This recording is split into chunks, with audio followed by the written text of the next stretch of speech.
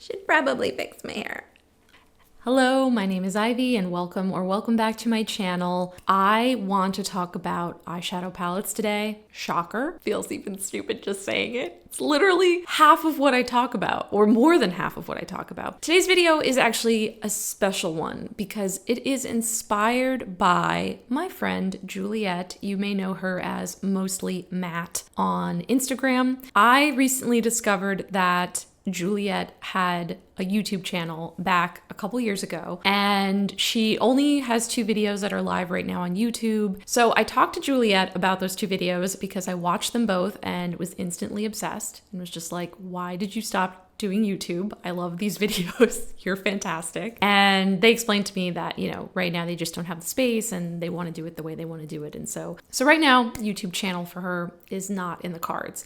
But I was thoroughly inspired by a video that she did in collaboration with another creator. They did a video in which they shared the palettes that sort of like live rent-free in their heads, haunts their dreams, indie makeup, or the makeup that sort of stalks their brain. And I loved that idea for a video because there are a few things over the years that have sort of burrowed their way into my psyche and have yet to leave. This video for me is basically just kind of showing you and sharing with you some of the makeup that has lived in my head for some time now. Now, some of the reasons why I didn't purchase the makeup that I had my eye on have to do with whether or not I chose to support a brand. In some of these cases, they're just not brands that I want to support.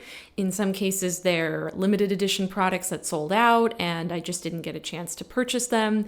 In some cases, they might even still be available, but I just haven't been able to bring myself to get them. There's lots of different reasons for why this makeup didn't make its way into my collection. It's just kind of about taking a look at some older makeup, some palettes that may have grazed your Instagram feeds back in the day. Just take a trip down memory lane together, I thought it would be fun. I really loved her video, so I was like, I want to do my version of that video. So if that sounds good to you, taking a little trip down makeup memory lane with me, then keep watching because that's what we're going to do today. And let's chat about some older makeup. So I have my little list here on my phone. I'm going to be referencing it as we go. And the first thing that I want to talk about is from the brand Glaminatrix. It is their Nocturnal palette. At the time that I originally saw it, I knew nothing about the brand. It was basically like my introduction to being aware of the brand's existence. I just haven't been able to stop thinking about it. I know that for a lot of people, it really has a place of very high regard in their collections. The people that do have it seem to love it, and I know that it was a very popular release from the brand, and with good reason. I mean, you can see it's just such a beautiful, moody, grungy, but like still vibrant, bright color story. Those shimmers look super beautiful. Those mattes look gorgeous. There's elements of it that remind me a little bit, especially in the mattes from the Shroud palette that they did with Batty Bean called It's Freakin' Bats. There's some tonal similarities there to like the kind of mustard shade, that like really beautiful periwinkle blue, the greens, etc. And then they just paired it with these gorgeous shimmers. So I at the time had never tried anything from the brand. It was, not an inexpensive palette, and I just couldn't really bring myself to bite the bullet. I didn't feel like I had enough exposure to the brand to sort of like take that next step and purchase it. I was also a little wary because they're an Australian-based brand. It was a lot of money. I didn't want to have something take a long time to ship to me and then maybe have it arrive damaged. I don't know. I was just whatever. I was wary about it. I have since actually purchased a number of singles from Glaminatrix, all of which I have been super happy with, and they are definitely a brand that I am keeping my eye on as they release new palettes and new color stories. At the moment, I really just have singles from them. I have a couple of their bundles, like their multi-chrome bundles and their Woodfire Quad. Again, I love everything that I've tried from them so far, but I did not bite the bullet on the Nocturnal palette. It sadly has stayed out of my collection. I believe I could still technically purchase a bundle of the Nocturnal singles from them, but I'm kind of an all or nothing gal when it comes to makeup, and if I can't really have the palette, the original like green leather bound whatever it was palette from them in its totality, I'm like, I'm gonna abstain. So Nocturnal remains as a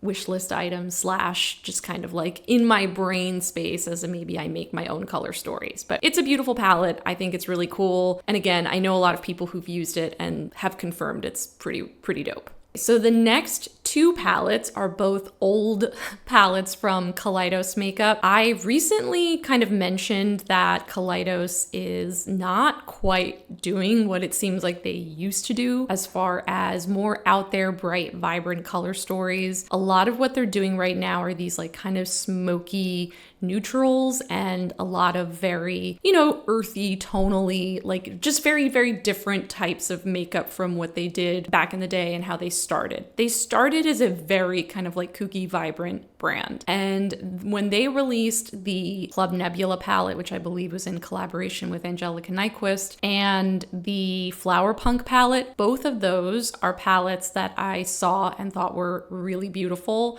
The Club Nebula palette was a long time ago, and I don't even remember. I think I just saw it once the window to get it was already over, and that was just like never an option for me to pick up. And then the Flower Punk palette also seemingly grazed my Instagram feed after it was no longer available. So both of them, could I maybe search out and find someone selling them for a ridiculous price on Mercari or someplace like that? Yeah. Am I gonna do that? No. I'm not going to do that. But I can admire these palettes from afar. I think they're really cool. I actually have to say that like looking back now at Club Nebula again, it's okay. I loved Juliet's video. Speaking of Juliet, Juliet did a whole video on this palette and I think it's great and it really showcases the palette in its totality. She does eye swatches. It's awesome. Again, Juliet, come back to YouTube, please.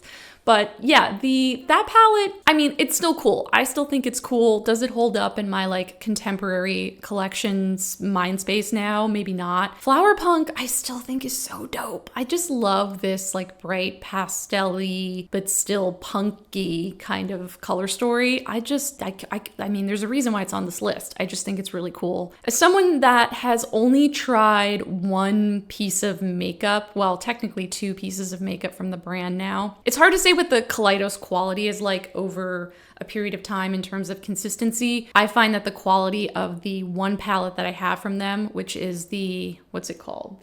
I have the Escape Pod palette from them, and the quality of those shadows is pretty decent. I do find some of the mattes to be a little difficult to work with, but it's overall, it's a nice palette, but it does not get a ton of use for me. I talked about that in my palette video. Therefore, I have to kind of go back to past Ivy and just be like, it's okay. You probably wouldn't even use these palettes that much anyway. But looking back at them, I think they're beautiful. I still can admire those color stories and they do kind of like have a little headspace in my brain. So the next one is a biggie because this is something that I have considered biting the bullet on several times as it's been restocked over the years, but it is the Natasha Denona Gold palette. This palette haunts my dreams. I don't know what it is about it. I know that I've seen Hope Mess Tom use it and it looks so beautiful on them. Every time they use it, I'm just like, that palette looks gorgeous. It's not the kind of color story that super jumped out to me from promotional photos or from the marketing materials. It was only when I started to see creators using the palette and swatching it and doing looks with it that I was like, oh my God, this palette is so beautiful and gorgeous and I love the tones, and I think it would really build out my collection as far as the types of shadows that are in it. It is beautiful, but I don't think that the brand actually did that great of a job selling it to me initially. And it's one of those palettes that just always sells out whenever they restock it, and they don't seem to restock it that often. And again, I'm not going to go to one of those like secondhand websites to buy it at a higher cost. So it does live on my wish list, and it may be something that eventually makes its way into my collection, but for now it just sort of like lives as this little fantasy in my head, and sometimes the fantasy is better than reality. And I do find that with Natasha Denona, even though generally I really like their palettes, it can be sometimes a little hit or miss. I think, to be fair to the brand, I think that the gold palette is probably one of those like hits, not misses, but I'm gonna tell myself whatever I need to tell myself to move on from it. The next palette is the Adept, I don't know how you say this name, Ninhydrin? The Adept Ninhydrin palette. I thought that this palette looked so beautiful. And again, it's one of those that I saw it swatched out on people and I saw people start to use it in looks and it looked even more beautiful. Just there's so many like shifty iridescent shades in it that looked gorgeous. And I have not tried anything from the brand Adept, but they are one of those brands that I'm not really supporting. I have purchased a number of their empty palettes, mostly through their Amazon shop for my singles collection, but I have not purchased any of the actual palettes. I have been super tempted by several of them. There was the Arrow inspired one that I thought looked like a beautiful color story. Their most recent, the Sumerian Sunset one, also looked super beautiful. I just engaged with a few creators on Instagram that gave me some, information that I didn't love or vibe with. I'm not here to trash talk the brand. I'm not here to get into drama. This is not a drama channel, so I'm not going to get into the details here, but it was enough information for me to feel like I didn't want to go out of my way to support that brand at this time. But I have been very tempted by the Ninhydrin palette, and I have been very tempted by many of the palettes that they've come out with. But instead of purchasing from them, I've really tried to take inspiration from those color stories and invest more in my singles collection, because a lot of what I'm attracted to in their palettes are more of those like beautiful shifty shades, and I have a lot of really beautiful shifty shades. I don't think that I need I'm sure I'll buy more, but like I don't think I need more. So I've talked myself out of that palette for now, and I mostly just look at them for inspiration. And I am kind of always curious what they're doing. They just seem to be a little off the beaten path. Like I don't love everything that they do, but a lot of the times I am like, oh, that's an interesting color story, or that's a cool take, or whatever. So they're on my radar. I'm just not really supporting at this time. So the next palette is a weird one. It is from Glamlight, and it is the Crazy in Love palette. I feel like so many people went nuts over this palette when they showed it. It is the Chucky love story red black themed palette from Glamlight. First off, I have never purchased anything from Glamlight. I have never tried the brand. I don't know what their formulas are like. I don't know what the quality is like. So that in and of itself, I think just put me a little on the fence about making a purchase from them.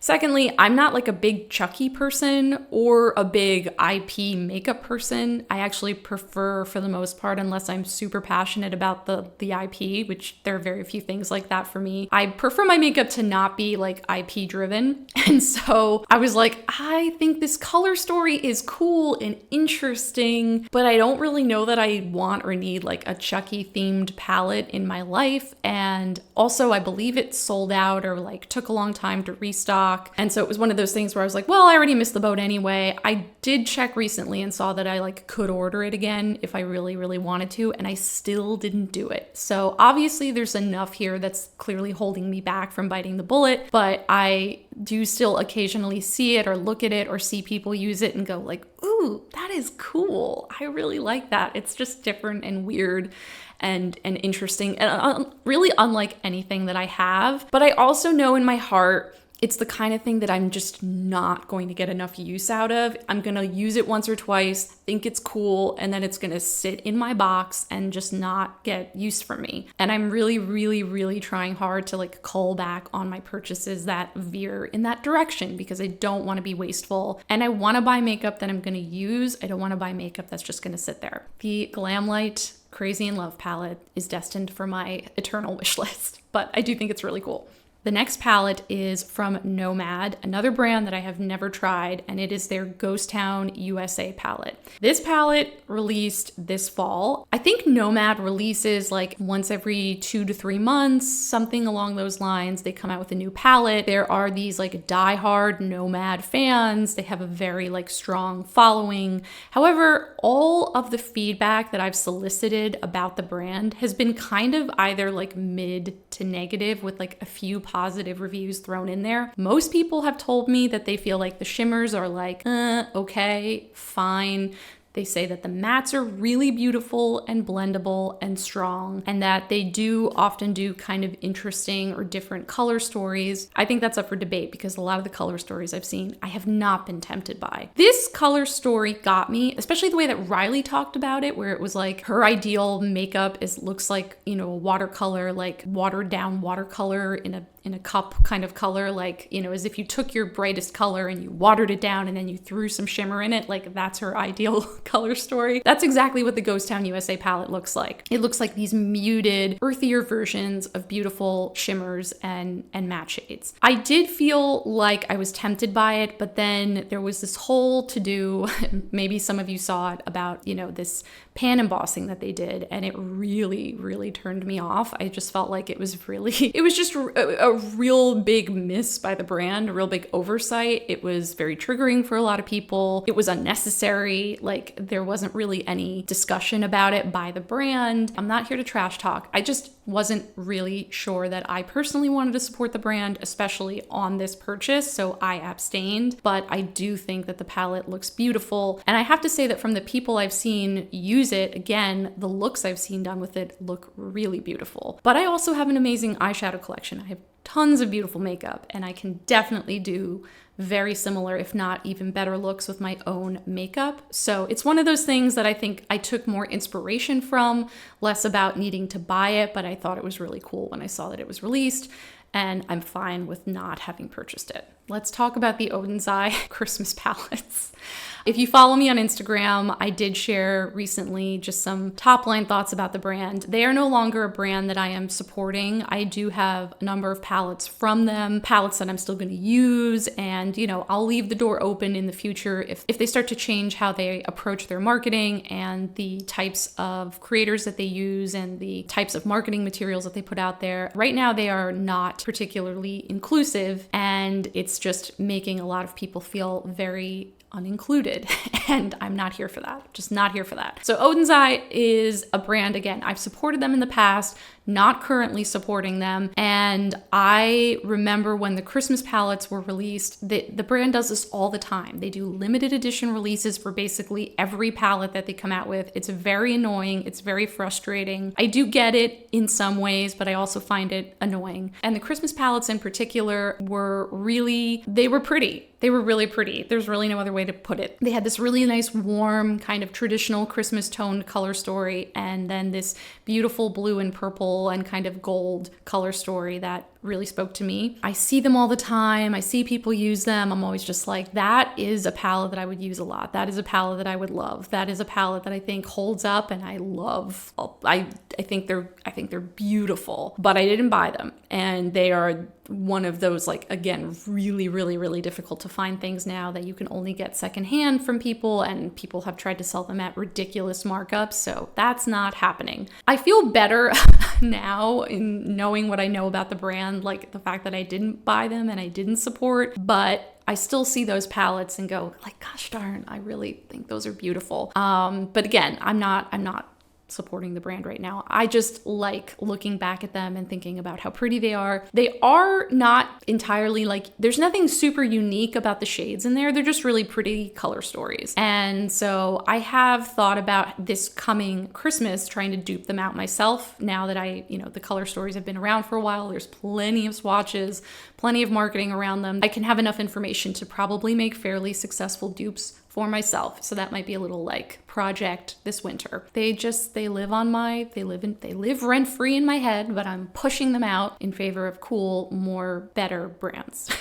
This next palette was not on my radar, like even a little bit, but Marta's Makeup, I'll tag her channel in the description box below. She shared this palette on Instagram recently, and then Juliet, this video is very highly Juliet themed, she reshared Marta's post, and it was about a palette from Glam Shop, again, another brand that I've never purchased from, and it's called the Nugatawa palette, and it's kind of this like vintage style, almost like 1970s neutral looking palette. I don't know what it is about this palette. This palette has like a chokehold on me. I just think it is so uniquely beautiful. I remember from Marta's post, she said that it wasn't as though the formulas in it are so innovative or so crazy, but she was like, but it is a really beautiful palette, and tonally it just like walks this cool warm line. It's like what Natasha Denona wishes they were doing. Like, it's just so unique. I really think it's just one of those color stories that hits the nail on the head of the brief and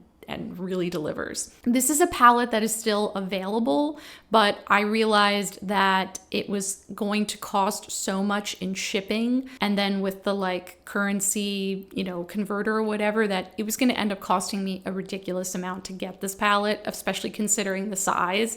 And I was like, no, I'm not gonna do that. I'm not gonna buy something at an insane markup. If they were at some point to offer free shipping, which Marta told me they might, I might consider it, because I do think that it looks really beautiful, and I've never tried anything from the brand before. So it's gonna remain on my wish list, and if you see it in the future, just remember that I talked about it in this video. So the next 3 palettes were part of last year's Halloween collection from Unearthly Cosmetics, and they were the So Strange, the Weirdos, and the, 1964 palettes. I was so into these palettes when Unearthly launched them. I loved the artwork. I loved the color stories. I loved everything about them. And I had never tried anything from Unearthly Cosmetics at the time, and they just stuck in my head. All of them sold out like immediately, and I was really, really sad that I missed the boat on these. Then I heard that there was the whole debacle about people getting palettes that were like extremely late, people that had formula issues, and then I honestly, I didn't really follow the conversation too closely, but much later, the brand offered a revised version of the So Strange palette with like a different kind of cover at a discount. I ended up picking up that palette, and I ended up essentially depanning that palette because so many of the shades in there didn't really end up working for me, and I only ended up keeping a few of them. Like, I ended up being quite disappointed with the quality of that palette. Granted, I did buy it at a discount,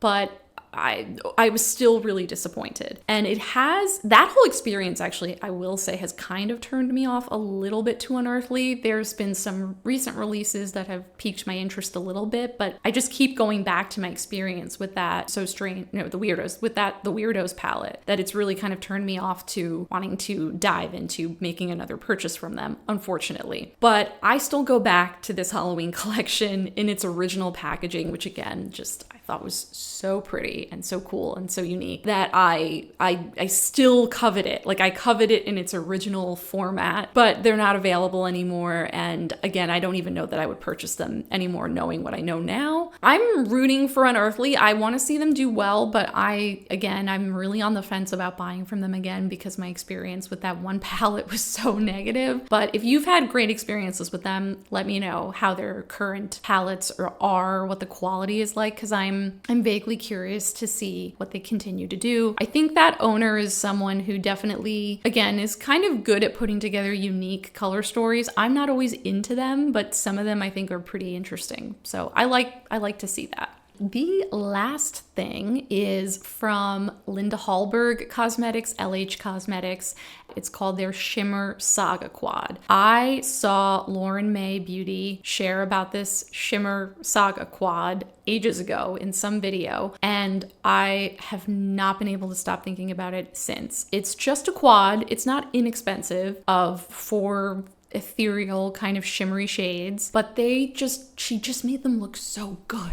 She just made them look so good, so beautiful. And it is the kind of thing that I can still buy. I'm pretty sure it's still available on their website, but I keep telling myself that I am sure that I have even better quality, more beautiful single shadows in my life right now, that I would buy it and just be like, it's nice, it's pretty, but it's not earth-shattering. And like, I could purchase, some more Cleona shadows with that money, or I could purchase from some other indie brand and probably be more satiated. So I have abstained from the Shimmer Saga Quad, but I do still look at it and I do still think it's beautiful, and I love it. I do. I think it's gorgeous. If it were to randomly make its way into my collection as a gift, I wouldn't be mad about it. But I don't know that I'm ever actually going to bite the bullet and buy it. I think I'm going to leave it on the eternal wish list and just say that it looks pretty and assume that I have just as beautiful, if not more beautiful, singles.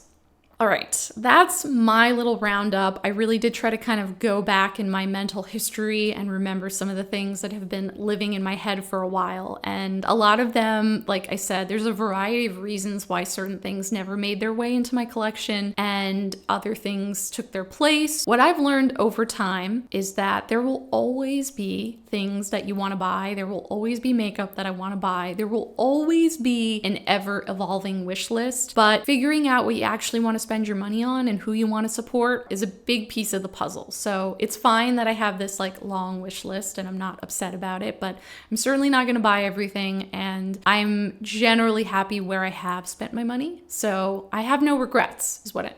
This is a long-winded way of saying I have no regrets. I think I'm feeling good about the makeup I have. I'm feeling good about the things I've spent money on, and I'm feeling fine about the things that are on this, as I call it, eternal wish list. With that, I want to say thank you so much for watching. Thanks again to Juliet for the inspiration with her amazing video, and I would love it if other creators did this too. I'm sure that other creators have, and I just haven't seen them, but you know, videos about older makeup that kind of lives in your head. I just think it's interesting and cool. So thanks so much for watching. I hope you enjoyed this video, and if you did, definitely please give it a like before you leave it. I would really appreciate it.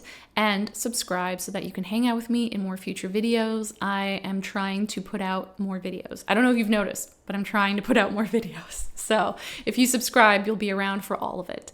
I hope you have a wonderful rest of your day, and I will see you in the next one. Bye.